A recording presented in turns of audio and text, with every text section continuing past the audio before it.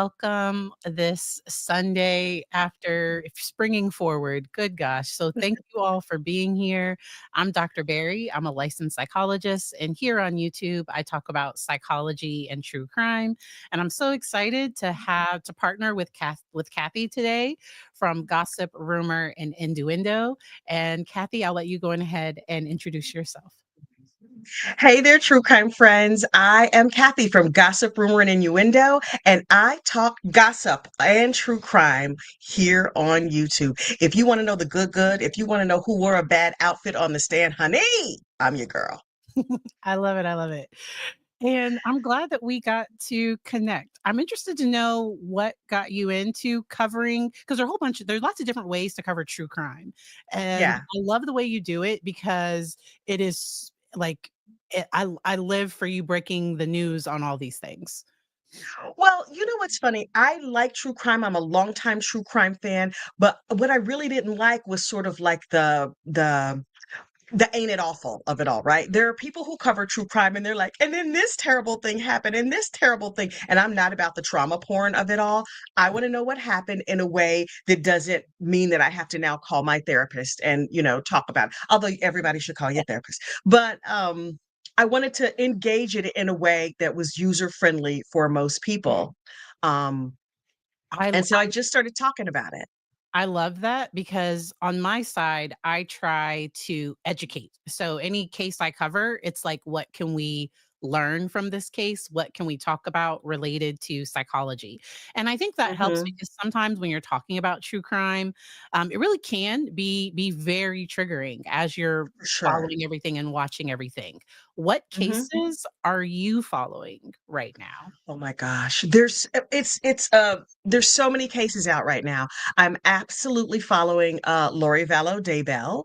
Um who else am I following?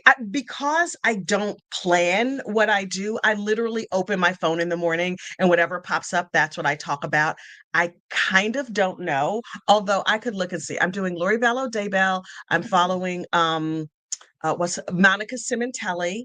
That's the lady in California, the hairdresser's wife. She and her boyfriend, unfortunately unalived, her husband. Chat, can you help me out? Because I don't know. Oh, Donna Adelson, Mama Donna. The way I love Donna Adelson. Not in the I wish she was my mama way, more in the like, oh, she's garbage. Let's talk about her with our pinkies out because we're ladies and gentlemen, but mostly ladies. Um, Whatever is big in the news and not too trauma inducing, that's who I'm following. I love that. And with Donna, because I haven't talked about it here, because she was Mm, trying to be released because she was upset yes. with how she's being treated in jail. And to me, the judge was like, ma'am, this is not a Hilton. This is not the Four Seasons. Like, it is not our job to make you comfortable. We do our best to keep Right. you safe because I think she's in protective custody because she reported some issues with other inmates. Right. Didn't say who, and all of these things happen, and she tried so hard, and it's the thing that boggles my mind is how they try to minimize her trying to leave the country and maybe not You coming just back. needed a vacation. Don't you just need a vacation to a non-extradition country Well, periodically from time to time? after asking your daughter about like try and Wendy is like, Oh y'all, my like God. Wendy is not trying to go down with them if she can help it. Wendy is like, new life, who this? I don't know none of y'all. No, thank you, ma'am. No, thank you. A mess. I love it. Donna wanted to talk to the manager, right? She thought that the judge was the manager of the jail. And she was just like, Your Honor, I needed a band aid. It took a day to get one. And she's like, when he said something about, I forget the question that he asked. And she was just like, oh, I just need a good night's sleep. Oh, that would be great. Like, ma'am? Mm-mm. That's not what he's here to do for you. That's not really his job. And the earwax, she was like, I have narrow ear canals, and that the solution that you offered me was nowhere near sufficient. And so I'm going to need the earwax specialist to come in and help me with my tiny rosebud ear canals. So if you could just line that up for me, please, and thank you. No, ma'am. She doesn't know how jail works.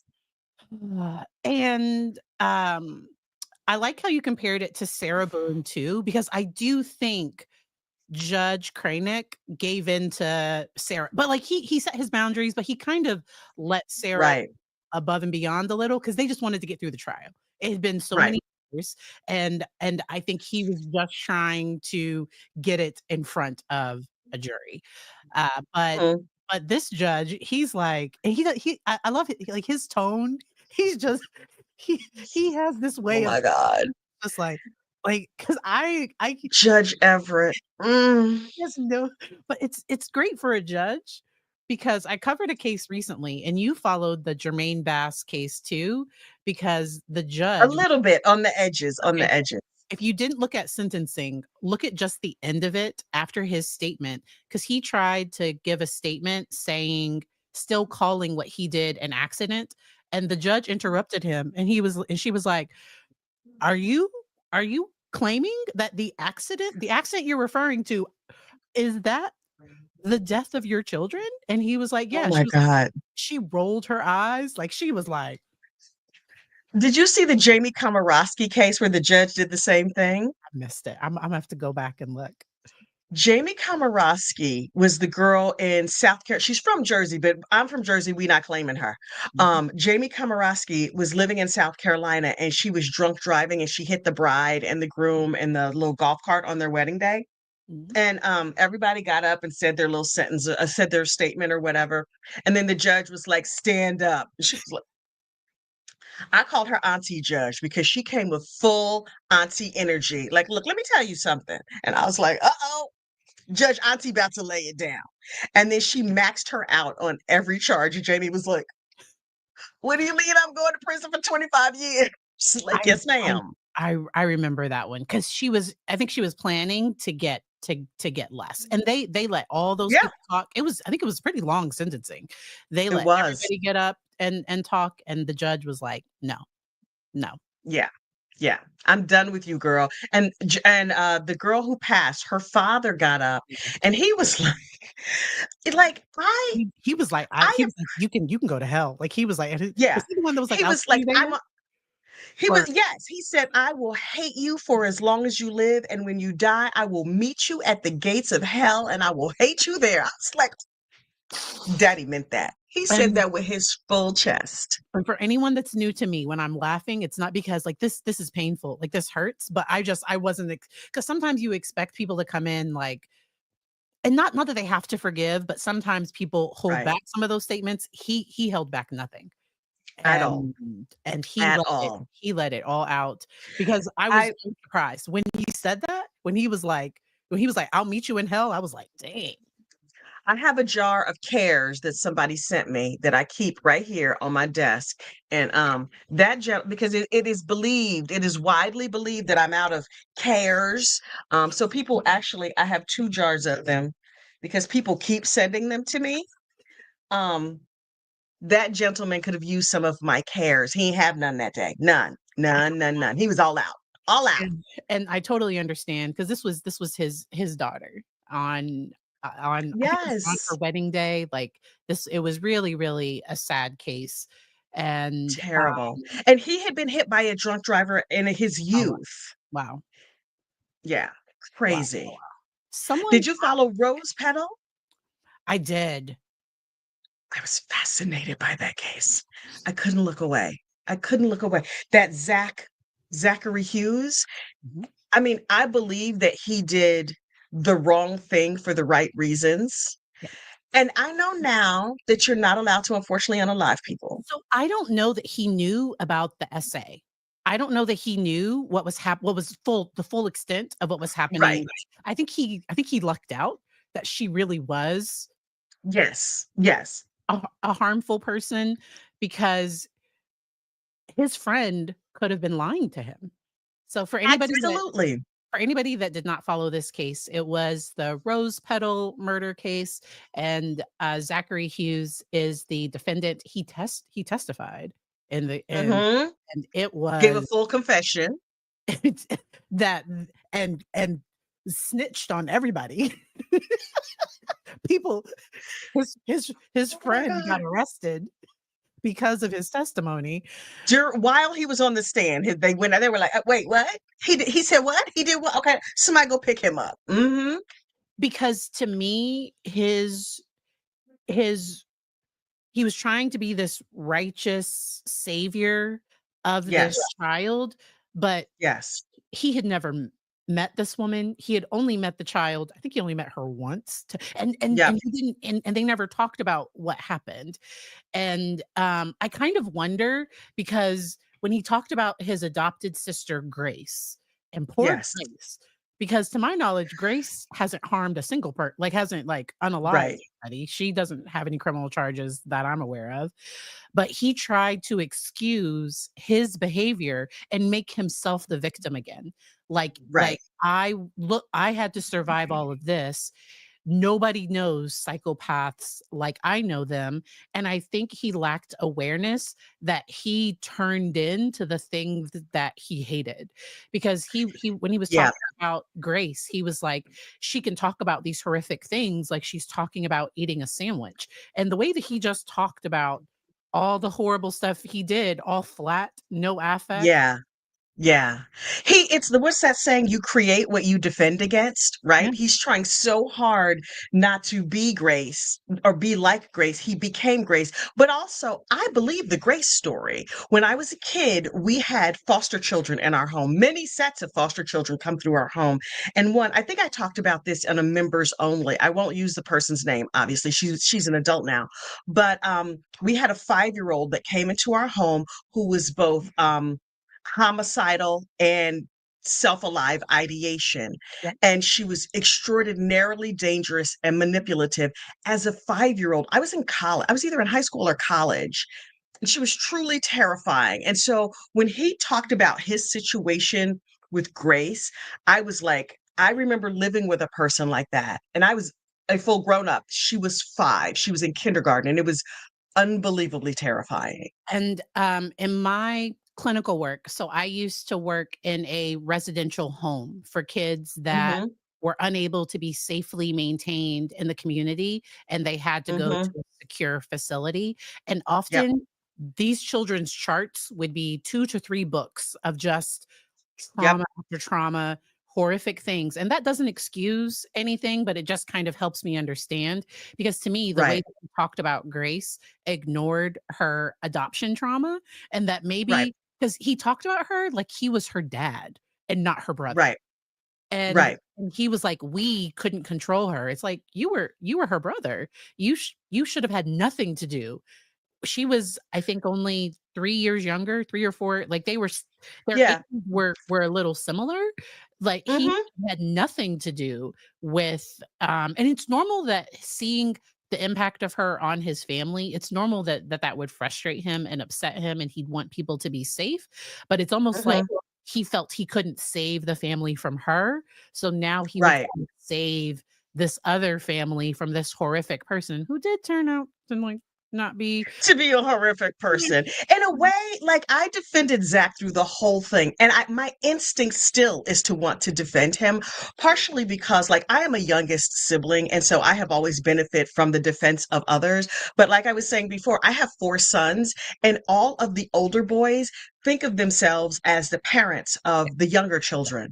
So every time we had a baby, I remember one of my sons saying to me, what he wanted to sit us down, meaning my husband and I, he was 6. He wanted to sit us down and talk about discipline and what we were going to do about discipline with this baby and what were the rules going to be. And I was like, oh, wait a minute.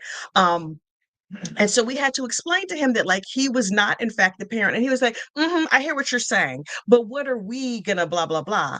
And every time we had another kid, because, we real irresponsible, me and my husband with the birth control, the older's child has always taken sort of a parental role with the younger child. So while it's wildly inappropriate and it's the parent's job to stand up and go, no, no, that's not your job, they Especially step in that way. 'cause I think 'cause, you mentioned having foster youth, and if you were under the age of 18 with foster youth, because children under the age of a certain like, children under 18 can't supervise foster youth Mhm, without an adult. mhm. But with adoption, there's this freedom that can kind of come, and so that's why Right. I like I like talking about these topics that you have to approach it different, and Yeah, for if there's sure. any concern, they really have to take a look at it. Were there any questions you had or things you wanted to dive deeper on the rose petal one? I just I sort of couldn't get past, right, the way that, Zach had this righteous indignation, right? And the level at which he was so calm. I was like, I'm not sure if he's convinced himself that this is okay or that it's already okay. Did he sort of see this for his life? Because I don't know how closely you followed the case. I followed the case for ever since Murdoch was over, like Ooh, 2 oh, years, wow. 3 years. Yeah. I've been on that one. They said he was thriving in prison, that he'd done extraordinarily well in prison, So and he's the best at everything he does.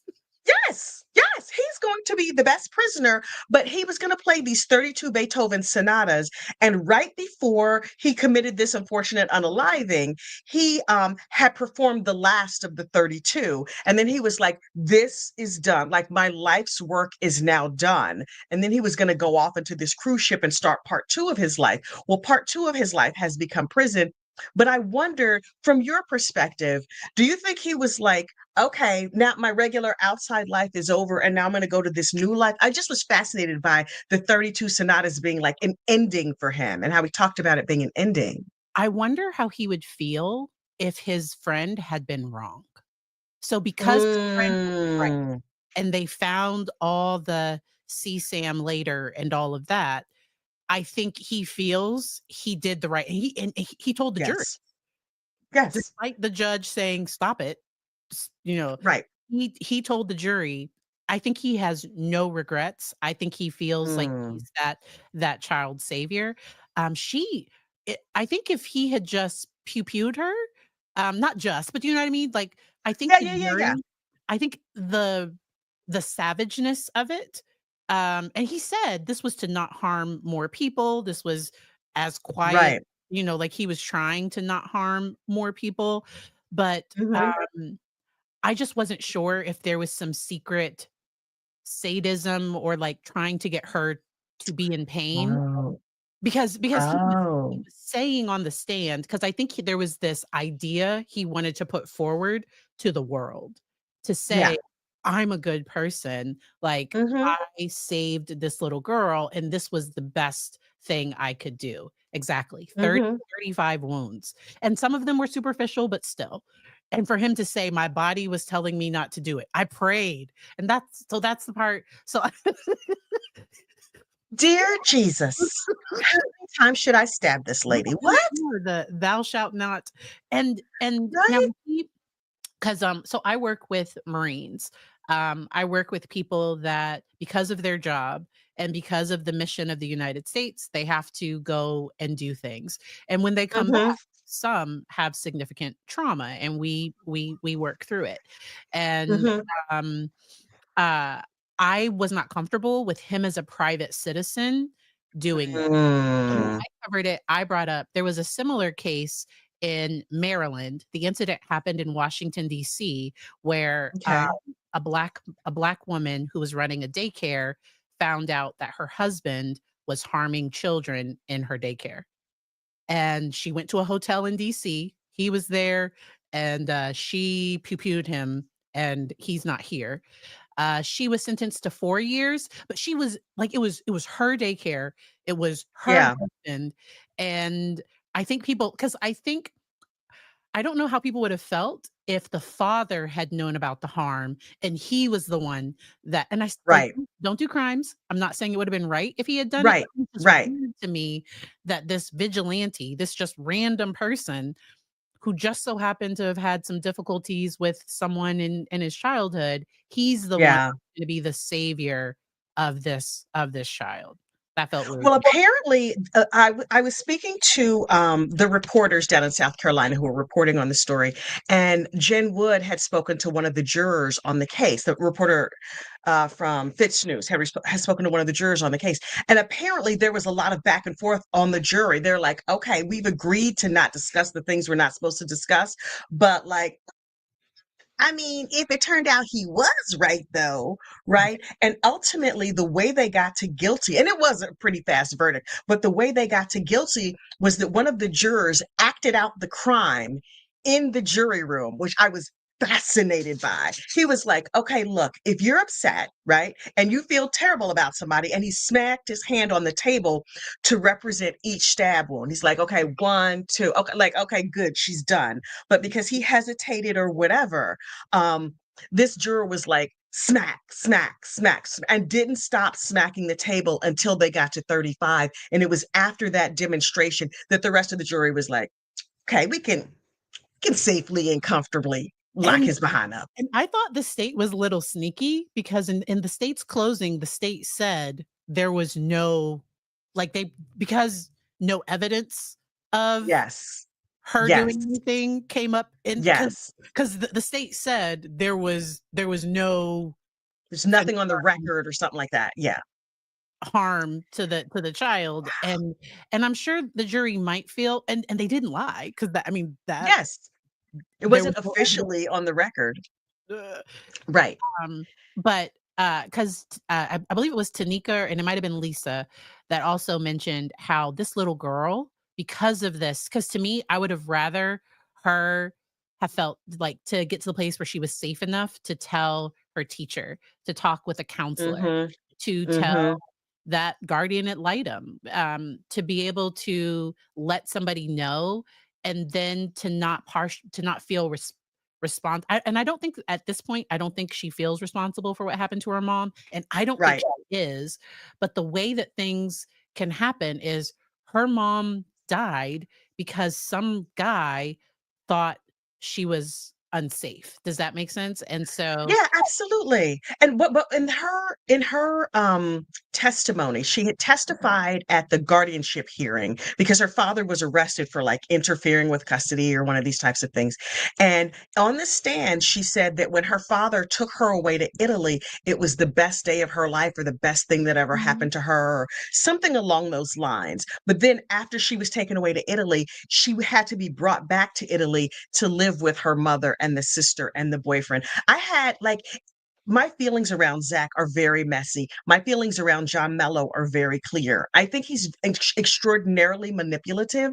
I understand that he was trying to do the best for his daughter, but given his overall sort of record and his social history, what would you diagnose him with? Or if you could, I mean, obviously you can't diagnose the I man. so the way that Zach described him, he described him that he exaggerates. Like, Yes. that's what he said on the stand. He said, Yes. "You know, John." So I think John, might have some features of something where he's gonna go above and beyond and be manipulative to try to Yes. get his way.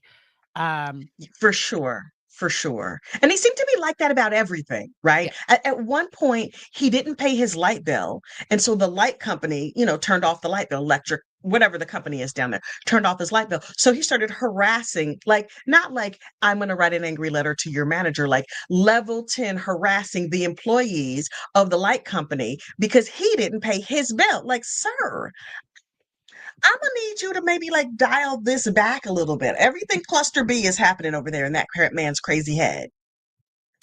That's the vibe I get, and cluster Yeah, B is your histrionic, antisocial, borderline.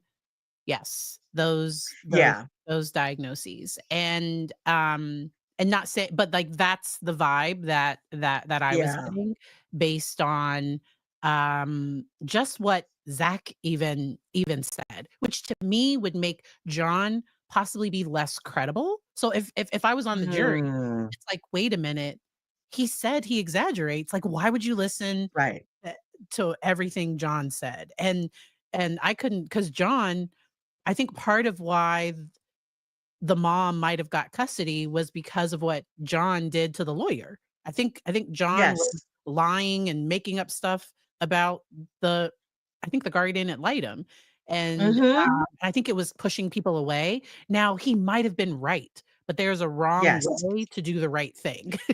Yes, yes. He was like that about everything. At one point in the community, there was a whole Facebook page called Melodrama, and it was all the victims of John Mello, whether it was the people from the light company, that guardian ad litem, anybody who had ever crossed him, he would just go a level of thousand on Is everybody. there an age difference? I haven't heard anybody talk about this. The age difference between who? is Christina and John? isn't John It's like a older? 30 or 40-year age difference. He was old enough to be her dad. And so I could see him being attracted to a younger woman so that he could take that parental role and be more in charge. And she seemed to be very attracted to older men. I believe she had at least three partners that were significantly older than her, which to me, I am not the therapist, honey. I'm the gossip. And I'm like, hello, daddy issues. Like, what in the world? And Unbelievable. it's not the line between therapy and, like, what, like, your eyes are and ears are telling you what you Hmm. and, uh, I just wow, wow. Have There you there seen, Christopher Austin on the stand this week? I don't know if you followed this trial. The, Simontelli out of California, I one of the hitmen took the stand, and he, much like Zachary Hughes, gave a point by point detailed accounting of what happened during the commission of the crime. The difference is Zachary Hughes is like, I did the thing and I was right, and this is what happened. This hitman, I've been calling him the hitman with the heart of gold because he's just like my mentor, this dude who's my dad's age, sort of took me under his wing and was like, he called this guy Unc. And he said, Unc, sent me a plane ticket, told me to come down here, said, okay, we're going to unfortunately unalive my girlfriend's husband. And the guy's like, okay, yeah, yeah, yeah, yeah, yeah. And then they go out to do it and the guy's like, oh, I didn't have a good shot, so I didn't take it. Okay, I guess I'm going to go back to, wherever I live. And the guy's like, don't worry about it. The next day they go, and the unc says to him, okay, you hold him down and I'm gonna like him. And so Christopher was just like, okay. So they run in the house, but Christopher just freezes. He doesn't do anything. So the hitman puts his hand over the guy's mouth and then stabs him a whole bunch of times. Christopher stabs him once and then like sort of excuses himself from the whole situation. And then they steal the car, they run off, whatever, and they don't get caught. For 7 years, they don't get caught. Meanwhile, Christopher is racked with guilt. He has unalive ideation. He can't go on, but he decides to like turn his whole life around. He became a mentor for troubled youth. He got married. He's taking care of his wife. They have a daughter. He's taking care of the grandma. He's living a good life in in Canada and in Alaska, like way north. When they arrest him, he's like, you got me. I'm going to give up everything. And he said, I tell my mentees, oh, if you do something, you got to get out in front of it and you got to own what you did. And so that's what he did. And he wept so bitterly on the oh, stand as he told his story. I was mesmerized by the whole thing. and Meanwhile, his wife was like, oh, and I think the difference between those 2, Zach came off cold to me, like, yes, just empty, just now there were times yes. when he tried when he was describing how difficult it was to do the crime and all of that, he seemed Hmm. to possibly have a little bit of anxiety or stress in his voice, but Hmm. overall, he seemed to just want to tell a story. Parts of it seemed Yes. and it understandably rehearsed, and the prosecution to me dropped the mic when they were just like, "I just have one question. Did you drag her by her hair?" Like, that's when you her, Yes. did you drag Yep. her by her hair? And that was Yep. like, That was the most gangster thing I've ever seen. It's just like, because yeah. I wanted to see how he would hold up on cross-examination, but I think the state made Hmm. a decision because I think he would have kept saying things that he wasn't supposed to say. I think he would have kept Hmm. saying, "I did it to save her. I did Right. it for the child. I did it because she was harmed." Right. And so, the state made an awesome decision there. If y'all have So questions, good. please put QQ or question marks. I have a question flagged, and so let's go through some Okay. of this Let's right have here. it. So, Oh, Kathy is, you have a member for 2 months. Thank you, thank you, Kathy, for thank also you. being a member here. Um, New member to my channel, and then a for Kathy's channel, from C. Morales? Thank you, C. Morales. And then Donna, the new not even new. This is just Karen, just regular plain old Karen to me. Yes. Yes, for sure. Then I just wanna go back because this question is about at 5 years old, because we were talking about a child at 5 having a lot of behaviors. And, Mhm. often those children have seen and heard things and had and been exposed to things that are beyond that's more adult, Yes. in my experience. And also sometimes that child is trying they've learned to switch homes by being bad. So Mm. it's really common if you don't have, and also the foster home has to be the right fit. So with a kiddo Right. like this, I wouldn't recommend having children under the age of 10 or 11, because if that 5-year-old was put in a home with a baby, that 5-year-old might do something to a younger child. And so, there's so much that goes into it. You really never know, but, in my experience, it's often things that have happened to the individual. Because with And Grace, by I brought Mhm. up Go reactive ahead, go ahead. attachment Mhm. disorder that, what he was describing sounded like reactive attachment disorder to me, For sure. but go on ahead. With the five-year-old that I mentioned, it was, a young girl who was born to a sex worker, paternity unknown, exposed to narcotics in utero, like, it was a bad situation, and she stayed with her mother and her mother's trafficker, Oh, prior to coming into foster care, so there's no question that she saw some extraordinary things based solely on the words that she used in the language. She was using, like, street words and slang that I had never heard of, and keep in mind, I was also, like, a little suburban girl. I was like, "What you mean, mama? What's she talking about?" Um, and so I was like, "Oh, okay." And we were at church one time, and I grew up in a very, very, very conservative religious family, and what everybody was brother this and sister that. And so brother so and so, whoever it was, walked up, and she said, "Is that your pimp?" wow. Yeah. "Oh, no, that's Brother Jones with the collection plate." But shh, be quiet, baby, be quiet. We go, okay, okay. And she was ultimately placed in our home because in prior homes, she had been essaying the other children, physically and essaying Yeah. children in other homes. And so she was placed in a home that had older or adult children. That's how she landed with us. And after us, she was sent to an institution. And with trauma, because especially in young children, reenacting, so doing what happened to them or doing things that they've seen is very common.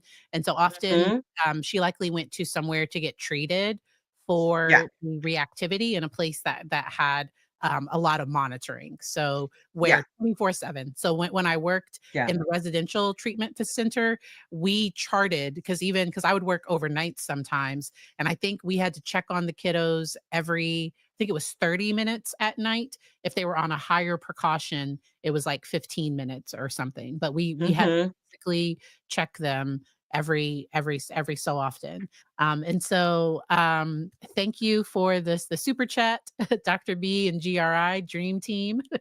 Does Zach dissociate? So I don't now maybe to do the crime, he might have had to disconnect some, but Mhm. mm, I wish he was connected to have found another way to get Yeah. safety for the child that didn't involve lying and manipulation, because he called CPS as a neighbor to say he had seen her physically. Because I think if he had known she was being harmed that way, I think he would have called and reported it. Mhm. I do think Mhm. that they weren't aware of the full extent of what was happening to the child. He had very black and white thinking, which I've seen in people. There's some people that I've met over the course of my life who are extraordinarily rigid, and there's like, "Thank you, Tanika. The way I love me some Miss Tanika. There's one way to Okay, do every single thing." if we get the 3 of us at some we have to Yes.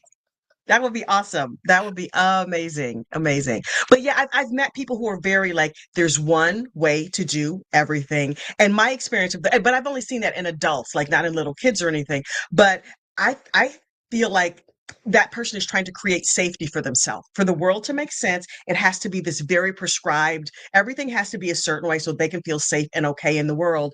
And everything about Zach felt like a trauma response to me. God knows I'm not a therapist, I'm a gossip, but everything about him felt like a trauma response. And that's why people need to heal the trauma. Does Yes, that make sense? Because for sure. I don't think he saw the potential trauma he was doing to everybody else. Hmm. Now, yes, the child, we found out what was happening, but once again, what if John was lying and all of that other Yes. hadn't happened?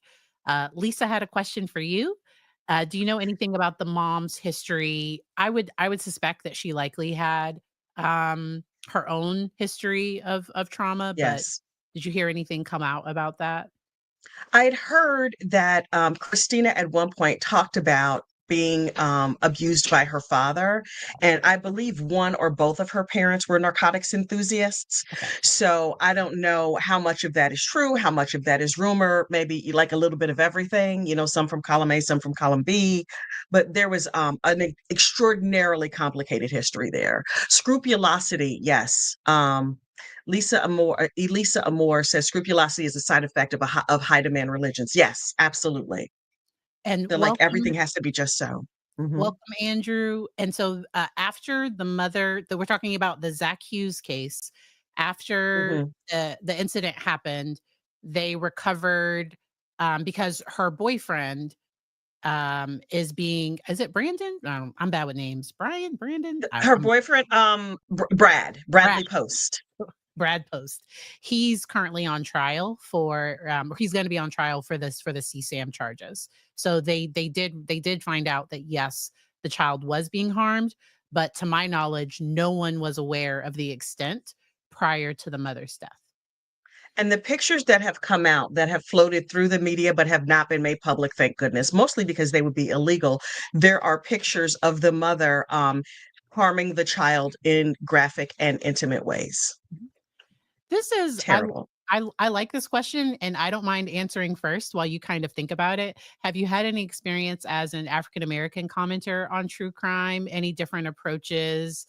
Any difference? And so for me, when cases involve race, I'm comfortable talking about it, and I'll sometimes do some education on things.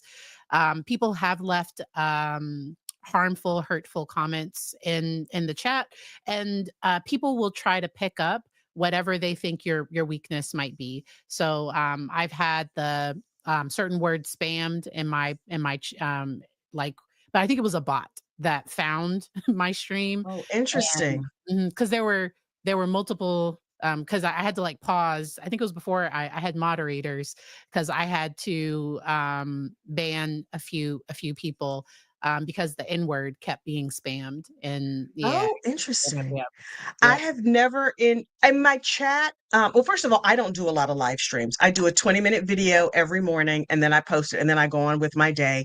And Right. about 97% of the time, I don't remember what I said. I open my mouth, I talk, I get on with the rest of my day. And so people will react to me sometimes and I'm like, Was it who good? said that?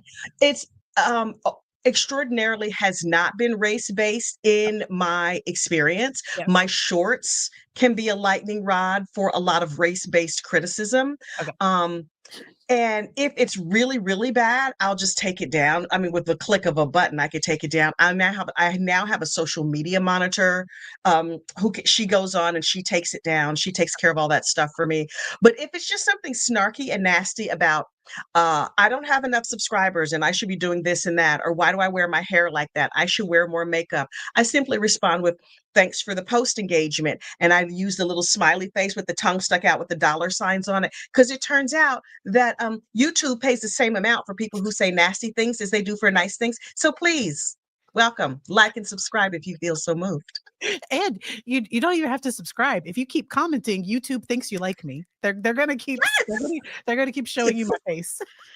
Yeah, the other race related thing, Yes. that I've run into is that for some that particularly with Mama Donna, I feel like a lot of the problems that she has run into is because she's never been a minority, right? Because as a minority, whether I did not grow up from like a poor and struggling family. My mother was a corporate executive my entire life, right? And I am today. So it's not like we're over here trying to figure stuff out. But there've always been times and situations in my life where I've had to sort of navigate and figure some things out.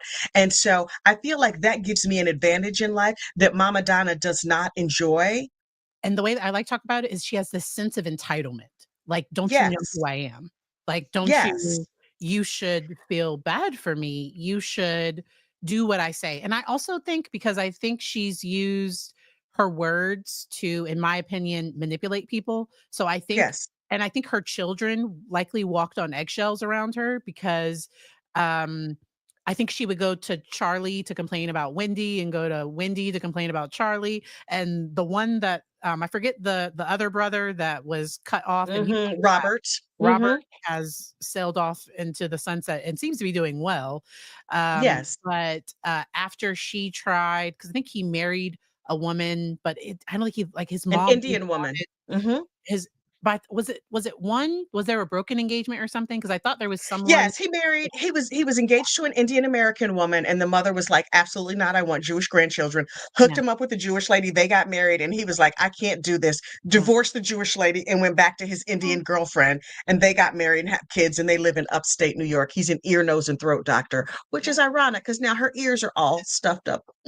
I wonder if she wants But him to come visit her to right? Donna never had to make do. That's the whole point I was making. Donna never had to make do. The problems that she's having in jail, nobody wants to go to jail, but she got some white lady problems in jail. She's like, "Oh, my finger is cut and I need a band-aid." Girl, that is what sanitary napkins and toilet paper are for. What are you talking about?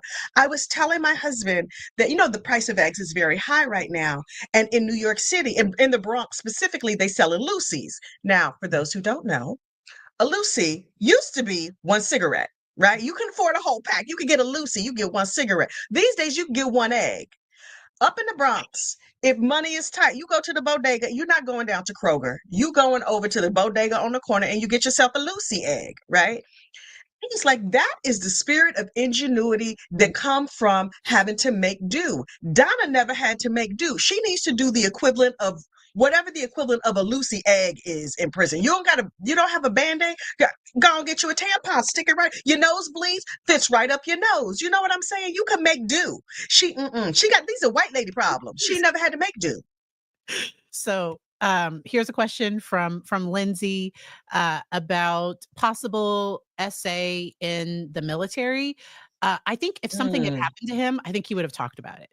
So I think if he had had his own experience with something, but then were there rumors that Zach might, and I have no issues if a person is gay because I don't think yeah, and how a person feels and the crimes they do, because who you love doesn't have to impact the crime, but, right. um, uh, because there I saw rumors about, like, was there ever anything more between him and John? And I didn't see anything confirmed, but Nothing has been confirmed. I asked. First of all, John Mello, he was emailing me for a time. Child, that's another story for another day. He's crazy. Um, yeah, he's a big fan of gossip, rumor, and innuendo, apparently. But there were rumors that Zach and John had been lovers for a time. okay. When asked, because I asked, I was like, I obviously, well, I did have a chance to talk to John, but I was like, no, because he's crazy and he out here free. I'm not trying to do that. Um, but I asked friends of his, people who know him, and they said, according to him, he said that Zach was all man, whatever that means. But But that that could there be had that not could go been either an way. intimate. Like, all that could I that doesn't necessarily okay. Alright, I don't know. Yeah, I'm like, okay, but I was like, Yeah, so what's the story? What's that good? Good. I don't just listen. I got members of my family part of the Rainbow Coalition. Them some of my favorite people, but no. Allegedly, there was a rumor, but allegedly, that's not the case between those two. okay. I'm catching up on on the chat. Yeah, Yeah. people enjoyed that Lucy egg. I'm telling you right now, Alright. get you a corner store situation going. Oh my gosh. And, I and wow. Wow. Any other, like, questions? So with Donna, the other thing that I'm interested to see is if she's ever going to turn on anyone else. I don't know that she will, but I think she thinks she can beat this. okay. I think she thinks she can beat it. She's just arrogant enough. If she's still sticking with this, it was an extortion. And wait, this is how I know she's fully, fully, fully delusional. Her team wants to, what is it called when you question somebody? Depose. Okay. They want to depose Sigfredo Garcia. Sigfredo Garcia, the man who did the wet works, has never, never, never spoken to law enforcement, but he's out here been running his lips to all of his jail Yep, yep. colleagues, I don't know what you call them, the people that are over there in the jail. And he told the people in the jail that Donna Adelson and Charlie were the ones who did it. They were putting money on his books. They were doing all the things. He's talked nothing but bad about the Adelsons and told Katie, roll over on the Adelsons and save yourself. And now Donna and her funeral home lawyer is like, this is what we're going to do. We are going to depose Sigfredo. Good luck with your project. That don't sound like a good idea to me. Wow. Mm-mm. I would love to hear your thoughts on the Dateline special because you were able to watch it. I've seen the Yes. previews, and I'll give a few thoughts, but what were your thoughts on the special? Lori Vallow, I refuse to call her Daybell because that's what she wants. Lori Vallow is living her best life. She's just like, wait, I have my tampon curls in. I have a lipstick on. I have drawn on an eyebrow, and I'm just gonna giggle and kiki with Keith Morrison. She is loving every minute of this. Much like I said about Sarah Boone. Sarah Boone is our biggest fan. The general public, YouTube, everybody out here talking about her. Lori Vallow loves this attention. Um, and I'm enjoying watching her crazy. She want to be crazy, good, because before long there'll be another crazy lady doing some other mess, and I'll be talking bad about her, and I will forget Lori exists. So before we got on, you mentioned that it was a little was it boring? Because you mentioned falling asleep a few like Yeah, I slept through it 4 times. Like, every time I put it on, I would fall asleep. I finally watched it while I was standing up this morning in the kitchen making breakfast for my husband. That's the only way I could stay awake. There was no new information, there was no revelations. If you know the story, you know the story. She's very happy and giggly and thrilled to be talking to Keith Morrison because she's wanted to talk to him forever, and her jailer up in North Idaho, Iowa, wouldn't let that happen. But down in Southern Idaho, Iowa, they are more open to the media. And okay. so they say she could be on. And she's like, we'll have to do this again. You would have thought it was like tea at her house. But, I think she would have said that to anyone, no matter who Yes. came. I think she would have said, Yes. "I'm your biggest fan," because I think that's how she tries to get people on her side, and she tries to Yes. get people to like her, because then Mhm. I think there were points during the interview where she tried to push back against him a little, like, when I think maybe if it wasn't going the way she wanted it to go, or she was trying to get a certain narrative across, because, Mhm. her continued religious delusions, about she can see Jesus showed her that her and Chad are not in prison. And it's just like, Right. How's hell, Lori? How's you? Because we not gonna see you at the Endless Heaven buffet. We not gonna run into you. It's not gonna be a problem, and she not gonna be in the leafy green suburbs of hell. Now listen, I'm not so super religious that I'm gonna get to the pearly gates. They're gonna be like, "Oh, come on in." They're gonna be like, "Girl, we was there that one time." You know what I mean? So if I go to hell, I'm gonna be in the leafy green suburbs with slow Wi-Fi and long lines at the Whole Foods. She gonna be in the deep, dark inner city of hell. I'm just telling you. That's the gospel according to Kathy. I'm not in charge of nothing. and then somebody mentioned that it was a masterclass of snubbing Lori in the ego by making the message about Colby picking up the Yes. pieces in the real world. Because I really Yeah. my heart breaks for Colby. I will have to go and check out his coverage of it on his channel. And then Lisa asked about the Ruby Frankie docuseries on Hulu. Did you watch it? I I did not watch the docuseries. I watched Mormon Stories okay. 6-hour coverage of the docuseries. Is John it DeLynn is out timestamped? here doing the most. Is it timestamped? Can I He's skip? I don't know. I watched it live because I was just like, I put it on. I was like doing something else and I put it on and it went all through my workday.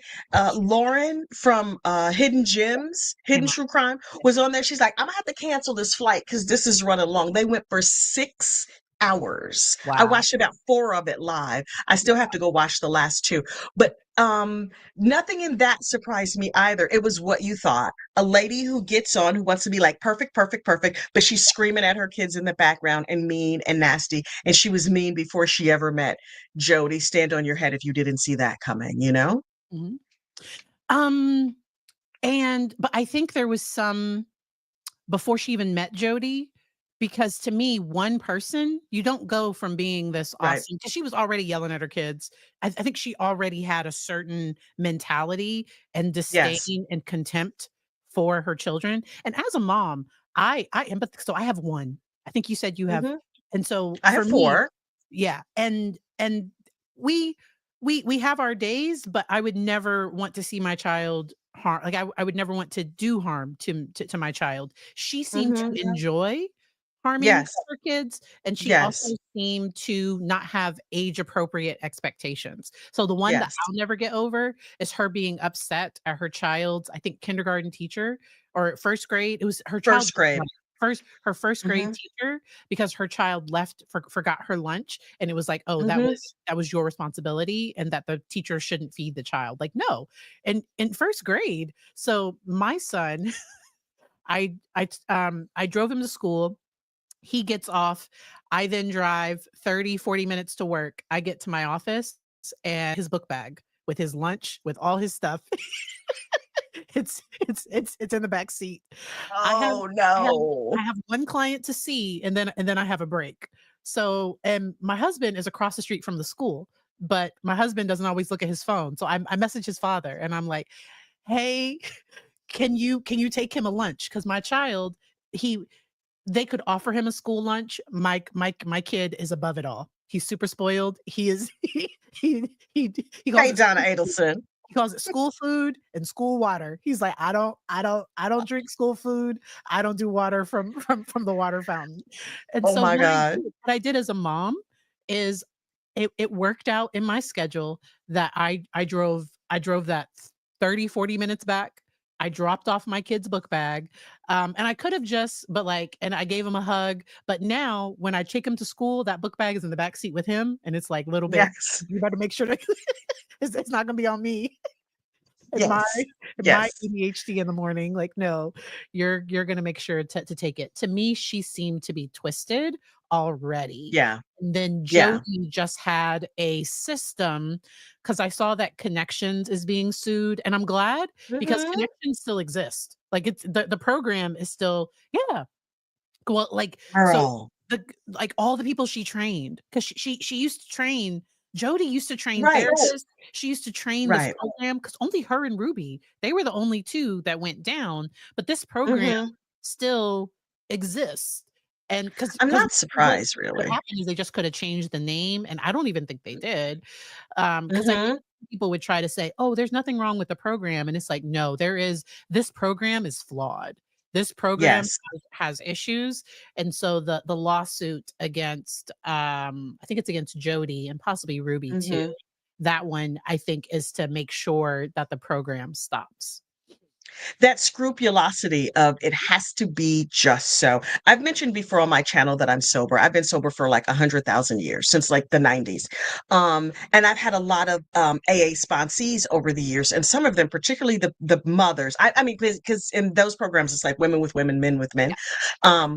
But some of the women, the mothers that I have met, I've run into 1 or 2 over the years who have been very, very like, they need an extreme amount of order for themselves and they insist on having that for their children. And there was one lady that I worked with who she's like, it's not like I enjoy punishing my child, but it needs to happen. And I was like, okay, I am not a person who is real good at biting my words back. Mhm. And so I was like, chill, you were abusing this. Oh, DIFUS? What are you doing? You know what I mean? And so she was like, "Wait, what? You think that what I do?" Oh, and I remember saying to one person at one time, she was going on about something, and I was just like, "But what are you gonna do when that man leaves you? Because if I was him, I would leave you." Um, maybe not what your sponsor should say to you, No, but but this is what I said. sometimes you have to be blunt.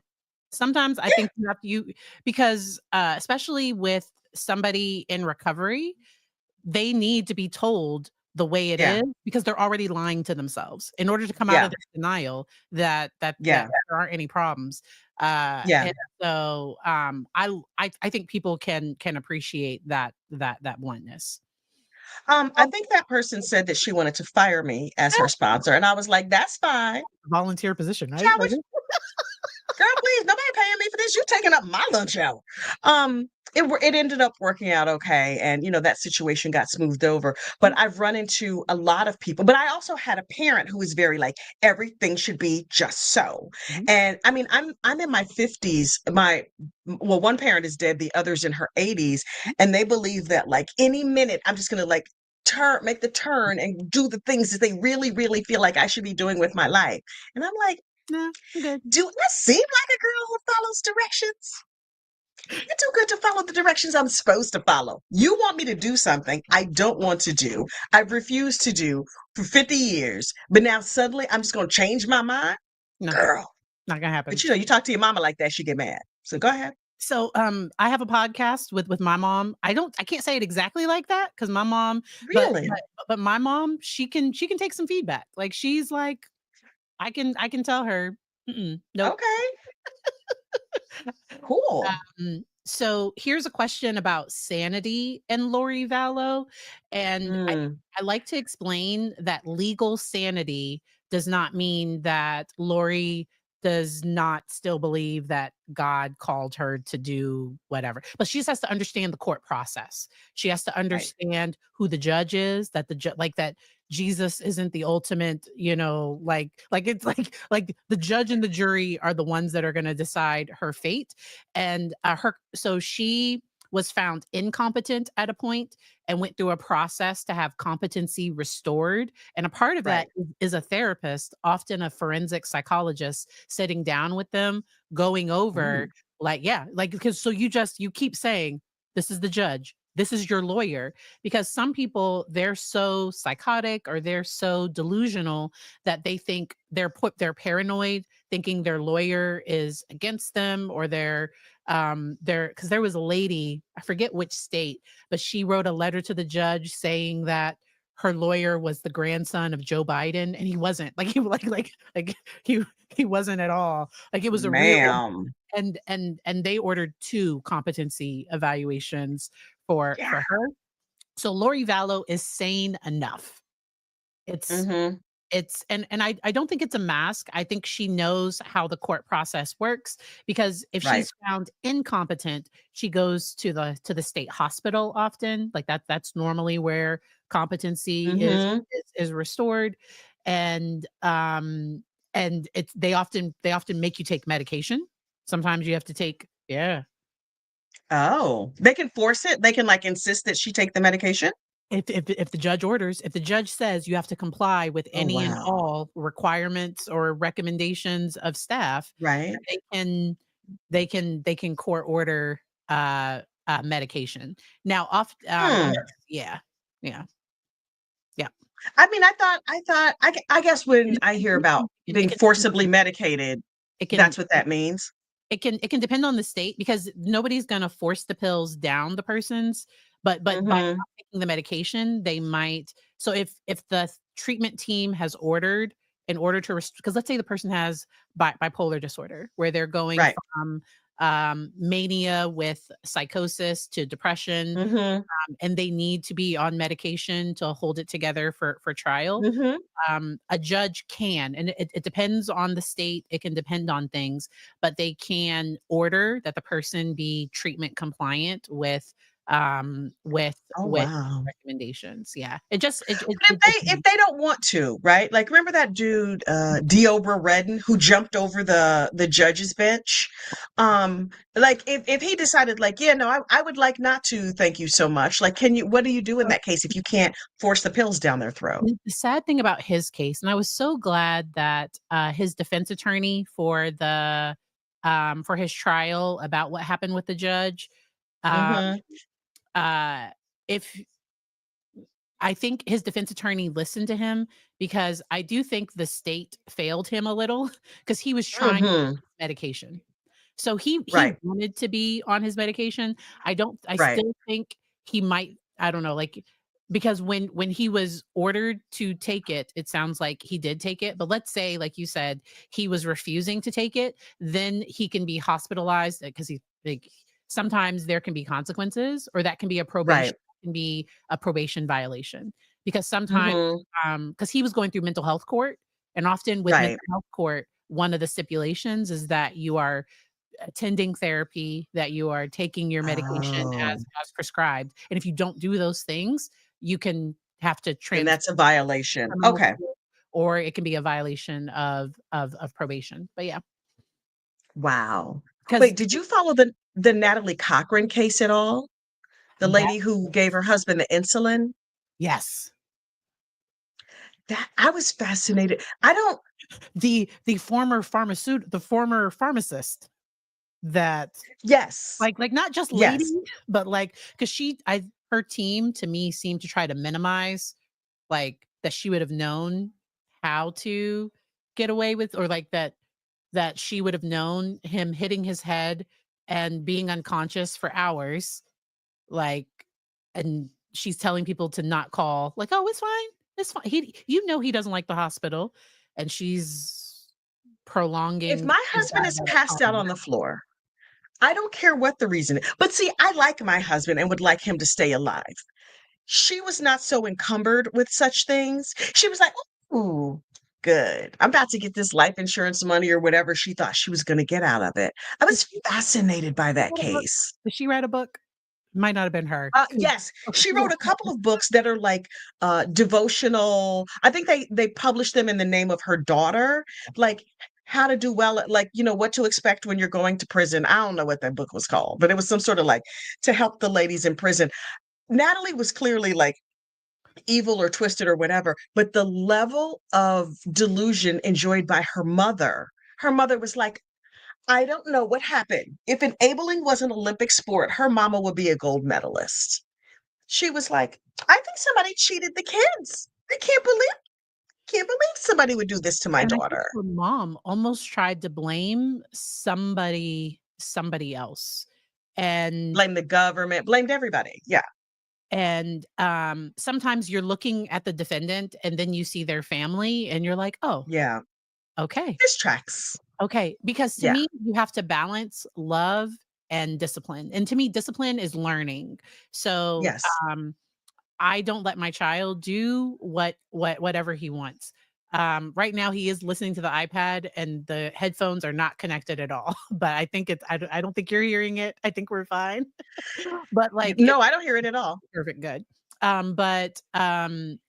If there are times so one of our new things is, "Hey, buddy, if you don't bring your homework folder home, this is gonna be a natural consequence for, Mhm.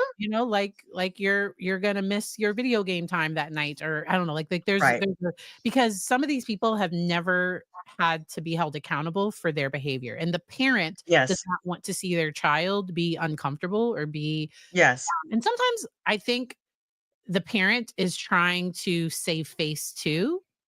Mm. Depending on what my child did, I don't know if I'm gonna go in front of a judge and say something for you. Like, I'm like, Right. Look, depending my kids know who their mama is. They like, you better because govern yourself accordingly. so I'd be like, "Judge, can I smack him while we here?" when Mm-mm. when when I was in college, there was an important, like, protest that was coming up. So I called my mom and I was like, "Hey mom, I'm gonna go protest. I'm not gonna break, but like we might go into the dean's office without permission. So if I get arrested, I need like you get a call from the Blacksburg jail. I just need I need Look. because my mama 'Cause, like, if let's say I did something I wasn't supposed to, my mom isn't Mhm. gonna come bail me out. Like, Not at all. you did that? You sit there. Not at all. No. No. Yep. No. I've always told mine, when you choose the action, you choose the consequences that come with it. So you can't stay out late and then be mad that now your privileges are gone or whatever it is. And it got to the point where most of my children are low conflict. Mhm. I got one or two though. They're like, I am choosing this action. I accept the consequences, bring the consequences on. I'm unbothered by all consequences. So this one drove me fully crazy. His act right was not fully installed. And when he was about, I guess he was 18, he was out of high school. And I was like, you need to get a job, or you need to go to school, or you need to do something. And he was not interested in any of those things. He was like, I said, well, go to the mall and get a job. Hey, David. Um, I was like, "Go to the mall." He was like, "Ooh, I could not work at the mall." All he had to do was get up in the morning and drive his brother to school, his little brother to school, only on days that it rained, right? Not every day, only on days that it rained. And the first time he let his brother walk the 6, 8, 10 blocks, whatever it was, in the rain. His brother's in the second grade. I'm at work, his dad's at work, his other brother's at school.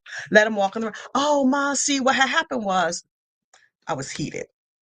The second time, my baby is soaked to the skin. He's like, "Well, he didn't wake me up. He should have woke me up." I said, "You out of here. You got to go. You got to, I don't care where you go." He was like, "Well, where am I supposed to live?" Brother, that is a you problem. So I was like, "You have He had 30 he days." had one job. And he One could not get it done. And he got his behind carted right off. First, he was going to go to Job Corps, right? And Job Corps, I don't know if you're familiar with Job Corps, yeah. but Job Corps, for where we live in North Jersey, you have to go someplace in your region. Where our region is as far south as DC, as far north as Maine. So they called and they said, "We have a Job Corps assignment for you in Oneonta, New York." And so 2 weeks goes by. I wasn't speaking to him because I couldn't stand the sight of him at that time. So I said, "So what's going on with Job Corps?" He said, "Well, they called for an assignment with me." And I said, "So when you leave?" And he's like, "Oh, I read the Yelp reviews on that one, and the Yelp reviews were terrible. And I knew you would not want me to go to a place with bad Yelp reviews. So I'm waiting for them to give me a better placement." I said, "Sir, you are about to be homeless. I don't care what the Yelp reviews are." He's like, "I was hoping for one closer to home, and I wanted this, I wanted that." The next assignment they came through with, he took it. They put his behind up in the Iroquois National Forest, which is right up there by Canada, 6, 8 hours from my house, in the middle of nowhere, where he stayed for 9 months. And they fully installed his act right with no hesitation, no fuss, no muss. And he called me like, "Mama, these people are hard to live with." "You're hard to live with. What are you talking about?" Like, mm-mm. "I want to come home." A new phone, who this? I blocked that number. You be calling me. Don't be calling me. If the sheriff need to roll up at my house to tell me something important, let him tell me. No, I can't. I Oh, cannot. So he's got his Act Right fully installed. Since then, he's been fine because Job Corps is in the Act Right installation business. That is what they do. they do. And, so I've worked with some people that have gotten kicked out of Job Corps, so you know there was there were some issues, Hmm. um, to get kicked out of Job Corps, and Lisa mentioned working for Job Corps in the past or yeah. It's an Uh, amazing program. It's an amazing, and friends of mine, because I was like, "Oh, I'm going to send him to military school and all these things."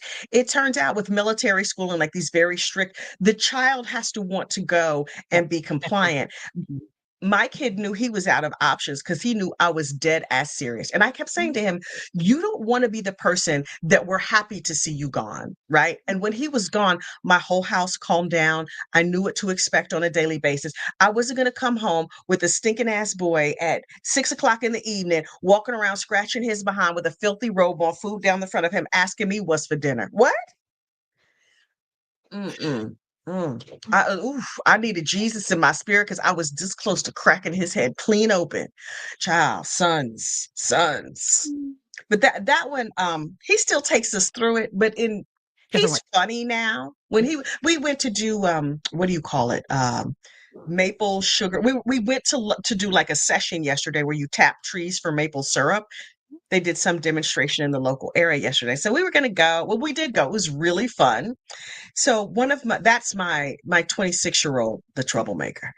Um, he said, I was explaining to the littles, my two youngest sons who are 17 and 20. We still refer to them as the littles. He's like, I was explaining to the littles what we were going to do today. I told them we were going to go jerk off trees. Sir, sir, that's not that that's not what we're doing. That's And not what we're then doing. I'll laugh if he ends up becoming a bit of a comedian, do you know what I mean? Like, I'm sorry, like, I'll just come back and be like, "Dr. Bear, just email me, text me." Pray my strength in Tina Turner. Pray my strength. Because I was like, I'm gonna need all the saints and angels to be with these children today. But they went at the end of the day, he said, Mommy, I had a great day. It was an amazing day. We all piled in the car. We went to the place. We learned how to make maple syrup. Then we went to a diner afterwards. It took us all afternoon or whatever. Then we came Um, Yawning Greyhound said, he might have got it from you. no lies detected. Not one. I might have got it from my mama. That might be the reason that I get on her nerves. So this is my mini me. So I was one. If my mom said the sky was blue, I'd be like, no, it's turquoise. Like I was, and that is, I got it right back. He looks like his Yep. dad. He acts just like me, and I do my woosah because we're trying to break generational trauma here. And so because my mama did not hold back. And so and that's why I ended up in the school nurse's office. So my mama used to say, I'll kill you and make another one just like you. But like Yep. she never, she never like tried to harm me or anything like that. But that's, My and mama tried to harm me, but go ahead. I was She was not playing. My mother was a house shoe trying. ninja. She would mess you up with a house shoe. I Girl, think a fly swatter, a wooden spoon. I think a friend got concerned and I got called to the office. So my mom's name is Johnny. So I get Okay. to the school counselor's office and the school counselor is like, "Hey, how are you?" I'm like, "I'm good." She's like, "Does your dad ever touch you?" And I was like, "Ma'am." So What is happening? we were living in Germany. My dad was in Turkey, and I was just like, I hadn't seen the man in like I hadn't seen him, and like I was just like, where did this come from? But I think the counselor saw my mom's name and thought, oh, this is her dad, and like Right.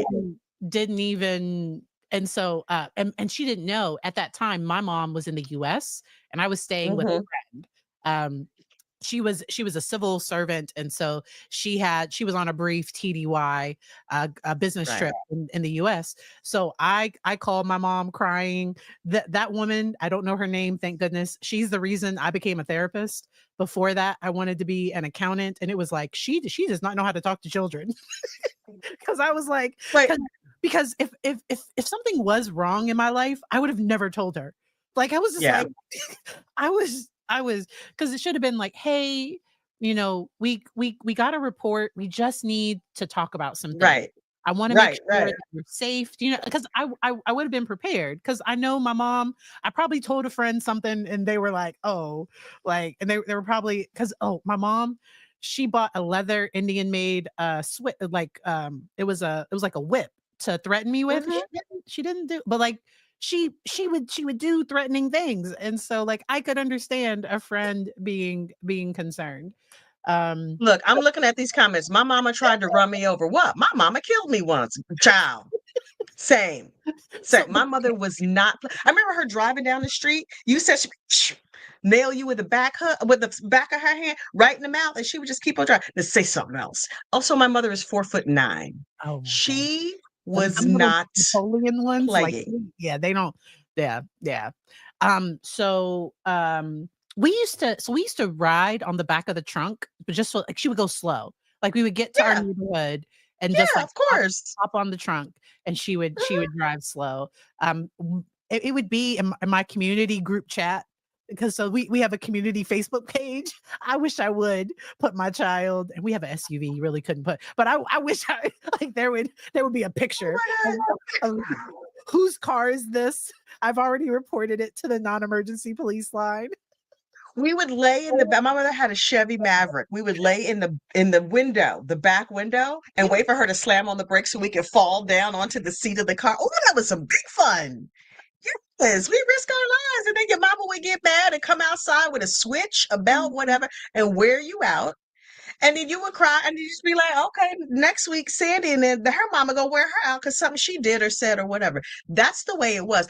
I now do not believe Yeah, in corporal punishment. I'm a thank very evolved parent, all the things. But when I was a child, if I got okay. in trouble up the street, hmm, So you can't spank a child and give them their Switch. Does that make sense? Like, it's just like these kids nowadays, like there's too right. much technology. It's not it doesn't work. It doesn't Yeah. work for Yeah, but the only switch I knew about was the one I had to cut from the tree so my grandma could beat my behind. And we were trying to be funny one time, and my grandmother lived way out on farmland, and so she was mad at us for whatever. She told us to go get a switch, and so we went outside, like a switch from the tree. We got a big long switch off the cherry tree that still had a bunch of cherries on it. And she's like, "Y'all think y'all playing?" Because she would take all the bark off of it. That was like she would go get me a switch. So we bring her one this big. You know what I mean. So we would bring her one this big. And finally, we brought her one that was real, real long, but it had a whole bunch of cherries still on it. She beat three or four of our behinds, cherries flying everywhere. It looked like a crime scene in there from all the smashed cherries all over the place. So I told you, kids. But I was just like, we were not injured. Our pride was injured more. I don't even think we were like, there were no welts, there were no bruises, there were no whatever. She was big, big mad. And she would yell, ooh, and talk to us about the Bible and preach the gospel to us. Please, Grandma, Grandma, can I go get two switches? If you would just beat me, I would really appreciate it if you would stop reading Isaiah to me right now. I can't take Second Timothy today, Grandma. I can't do it. Please just hit me. Mm. Like, mm-mm. Mm, mm, mm. Ah, so I have so Good old enjoyed days. getting to chat with you. So I Now that like we discussed our live. trauma. Because but when I record a video, I go back and edit it, and that just takes, like, I don't so I go live, it is what it is, we say what we Right, say, and we right. we and we keep it moving. I also love the engagement because sometimes I'm talking and I forget something, and then the chat helps me out. So I absolutely Chat will love. get you all the way together, all the way together. Any closing thoughts, any other things that you wanted to chat about as we start to wrap it up? The only other thing that I wanted to run by you was Jennifer Gledhill. Now, this case is in early days, but this is a lady who planned and committed, followed through with the unfortunate unaliving of her husband. She Yeah. got rid of him, and then she confessed to her boyfriend, and he got the ick. And so she was trying to unick the entire situation. But I was wondering, had you followed that case, and did you have any thoughts or reflections on it? Because I think you, compared this to, like, those Utah Mormon, and not that Hmm. but I think sometimes when you're in a religion, and Mormons can get divorced, like, that's a Yeah, thing, for but, sure. I think there are some religions where women are encouraged not to work, or if they are working, it's like these MLMs, or the husband is the one Hmm. that's encouraged to provide, they're encouraged to have, a whole bunch of children, all of those things. And I th- and it's just sad that people don't just leave. It's like, okay, you Yeah. you wanna you wanna move on with somebody else, get get divorced and leave. But Yeah.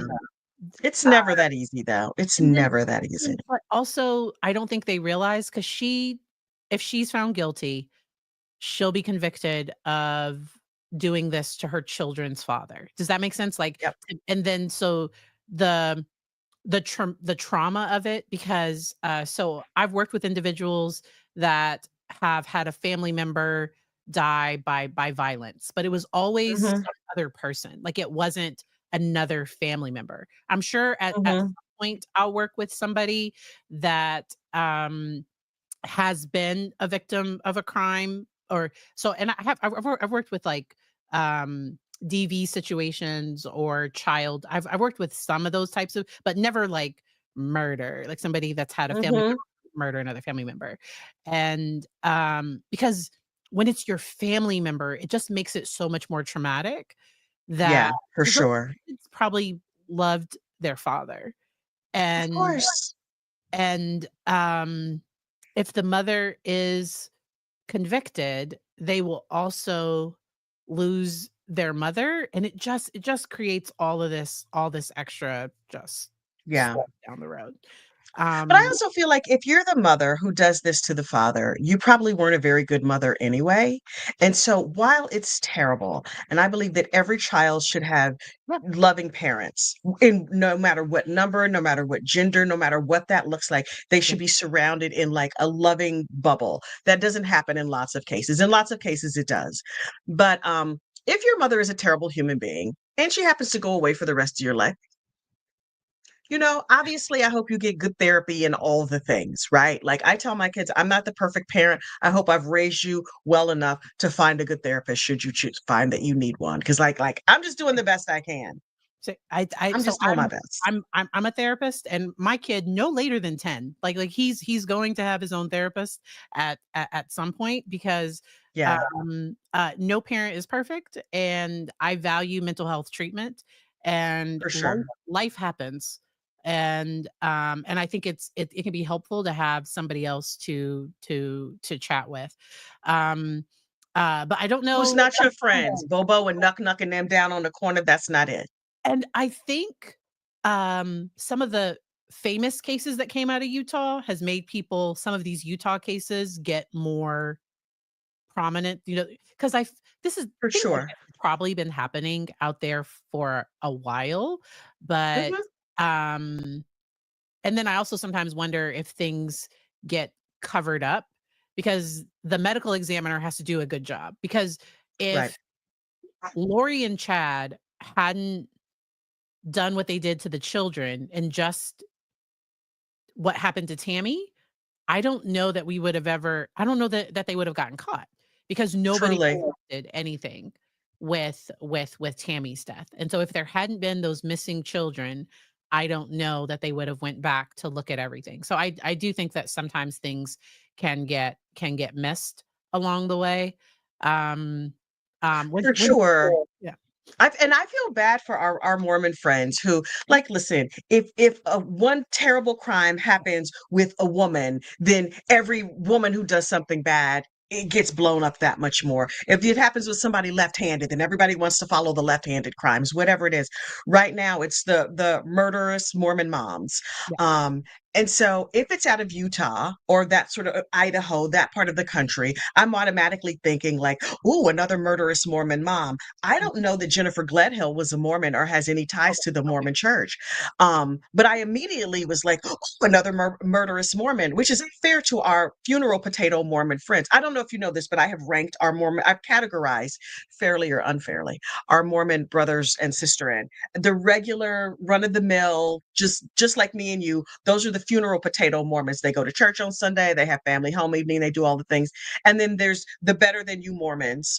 Um, who are just like more Mormony than you. But no, every religion has the better than you version. And then there's the zombie Mormons who are out here unfortunately unaliving people because they think Jesus told them to. I think there are probably just a few zombie Mormons, but the zombie Mormons get so much attention that anytime we see a funeral potato Mormon, we think they're a zombie Mormon, And you then know? also, I do think that how some cases, because Lori is, now I think because sometimes they show older pictures of her because Lori has aged Oh in yeah. prison. Um, Hmm. but, I think when showing, because there's this contradiction, because in our minds, when we picture somebody that does crimes, sometimes that bias comes up. And you Yeah. picture somebody that's unattractive. I don't know, like you have this certain view of what somebody that does something like this looks like. And I think the ones that Hmm. get more attention is when it doesn't fit that mold, when it's the Right. Ashley Benefield who like, oh, like she's this gorgeous ballerina, like what in the world? Hmm. Or, Lori Vallow, all of these other ones, but her parents also getting arrested, and, looking into if they were involved, because 'cause they're facing, charges of obstruction of justice based on things, I've seen Oh from wow. October of last year. Yeah. Um, uh, and s and so Um, yeah, according to the police, witnesses observed the parents at her house for over 5 hours. So I think they're Oh, thinking cleaning up and all of that. Yes, Mhm. yes. That the parents saw, because if my child contacts me and, "Mommy, I need your help. I need more info. What's going on?" And if I show up and I am I'm I'm getting to a safe place because I don't want you I don't know if you I'm getting to a safe place and I'm contacting Mhm. the authorities. I am not helping you Mhm. cover up a crime because Yeah. that is a crime. No. I can't go to jail. I mean, I'm at the end of the day, I can't go to jail. I look too good in orange, whatever color, whatever color they're wearing, and I like earrings. Mm-mm. I wear earrings in jail. Mm-mm. My hair products. I use special brushes. No, I'm not. I The don't have thread time for count that. is low. The They mattresses are thin. I can't. I would Mm-mm. have some nice cornrows though. I would find somebody to I would find somebody to braid my hair, but, Mhm. I'm not trying to go to jail. Mm-mm. Yeah, no. No, no. I just all those carbs. Honestly, the carbs alone would keep me on the straight now. I'm at hands at 10 and I'm 2. thinking I'm not going through a stoplight. No, no. It's I'm too many thinking Do you know how hard do you I know just how big my behind would be? My behind is already big. I see The it over here. carbs in jail? No. I can't do it. I was thinking of I Sarah can't do it. Bones, cheese and Pop-Tarts. Mhm. So much sugar, so much processed foods. I would be like, "Does Whole Foods not deliver? Can I get Grubhub over here down to the prison?" No. No, thank you. No, thank you. Oh my gosh. I so loved this collaboration. And I think were you in my live when I was like, I would love to collab because I think I saw you comment in a live. Were you in that? Yes. Perfect, good. Yeah. Yes. Yes. And you DM'd me. Thank you so much. Nashay says, when is part two? So we can't do this all the time, but whenever it works out for, so maybe by summer or something, We'll uh figure it out. we'll figure something out. And because somebody mentioned I think, yeah. So somebody said Pat, Cat, Nat, and somebody else. I forgot what was the other one that they Who's Cat? Oh, Cat me. Who's Nat? I don't know if that was like Natalie. I don't know if that's Natalie Oh, Lawrence. Natalie Laurier chick? And then I don't know who. So I've collaborated with Natalie a few times. She does try. Really? Natalie is super busy. If you don't follow Natalie Lawyer Chick, she's a I defense love lawyer. her. Okay, good. Yes. Natalie is phenomenal. She's amazing. She's amazing. And I Yeah, learned we so get much from her with that RICO trial out of Atlanta. Yeah, yeah, Um, yeah. um, What's his name? That rapper dude. yeah, because when the judge ended up when the judge tried to arrest the lawyer, Mhm. because Mhm. I didn't realize how wrong it was until Natalie broke it down. They had the Right. YSL. Oh, yeah, YSL. Yes. Yeah. I couldn't get Young Thug. that's not I don't listen to that music. I don't watch it. I don't listen to that kind of music.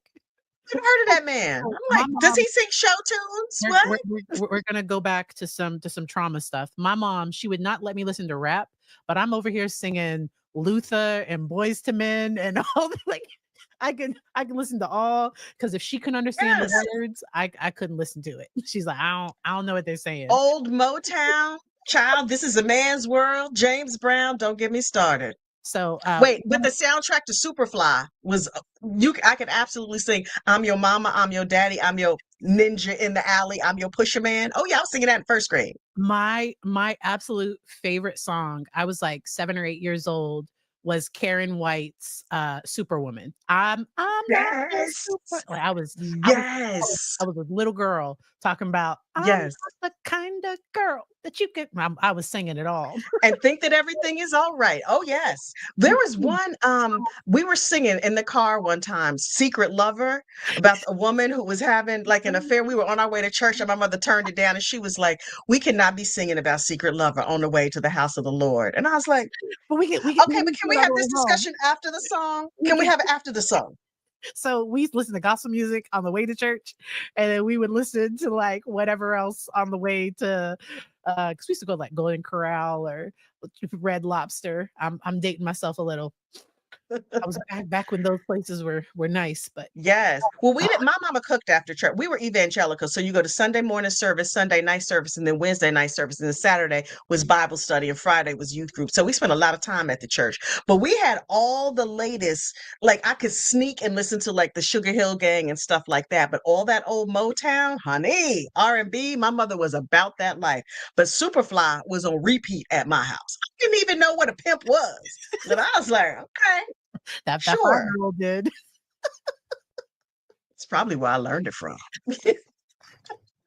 Child, Things started connecting. a mess, Oh, all right. a mess. All right, So I'm gonna let you get on with your day. Imma go ahead and end the stream. Y'all, thank you so much for joining us. Thank you, thank you, thank Don't even you. have timestamps because we just talked. We just we just talked, and I had such a good time. We will see y'all next time. Hope y'all have a good one. Bye.